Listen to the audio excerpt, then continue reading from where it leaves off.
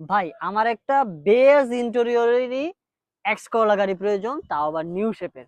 তাদের জন্য আজকে এই গাড়িটি, একেবারে সাদা কালারের গাড়িটি, 2005-এর মডেল, 10-এর রেজিস্ট্রেশন, নিউ শেপ। যারা পার্সোনালি ইউজের এক্স করলা গাড়ি খুঁজেন, আজকে আপনাদের জন্য নিয়ে এসেছি উত্তরা কার সেল পয়েন্ট থেকে একেবারে টানা বডির একটি গাড়ি। তাছাড়া মেজর কোনো অ্যাক্সিডেন্টাল স্টোরি তো থাকছেই না, শুরু থেকে এখন পর্যন্ত এক হাতে চলা। তাছাড়া এলপিজি করা প্রাইস থাকছে খুবই কম, একেবারে নাগালের ভিতরেই, মাত্র 12,20,000 টাকার আশেপাশে একটি ইউজড কার। বাট গাড়িটির আমি যদি ইঞ্জিন রুমের কথায় আসি, মাশাআল্লাহ ইঞ্জিন রুমটিও এখন পর্যন্ত একেবারে টিপটপ কন্ডিশনে। মেজর কোনো অ্যাক্সিডেন্টাল স্টোরি না থাকার কারণে ইঞ্জিন, এসি, গিয়ার বক্স, সাসপেনশনে একটি টাকারও কাজ থাকছে না। Papers update.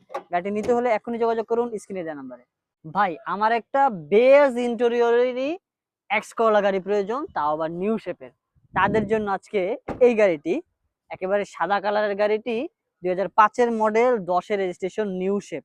যারা পার্সোনালি ইউজের এক্স করলা গাড়ি খুঁজেন, আজকে আপনাদের জন্য নিয়ে এসেছি উত্তরা কার সেল পয়েন্ট থেকে একেবারে টানা বডির একটি গাড়ি। তাছাড়া মেজর কোনো অ্যাক্সিডেন্টাল স্টোরি তো থাকছেই না, শুরু থেকে এখন পর্যন্ত এক হাতে চলা।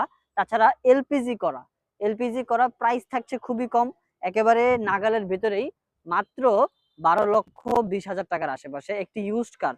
বাট গাড়িটির আমি যদি ইঞ্জিন রুমের কথায় আসি, মাশাআল্লাহ ইঞ্জিন রুমটিও এখন পর্যন্ত একেবারে টিপটপ কন্ডিশনে। মেজর কোনো অ্যাক্সিডেন্টাল স্টোরি না থাকার কারণে ইঞ্জিন, এসি, গিয়ার বক্স, সাসপেনশনে একটি টাকারও কাজ থাকছে না। Papers update. গাড়িটি নিতে হলে এখনই যোগাযোগ করুন স্ক্রিনে দেওয়া নাম্বারে।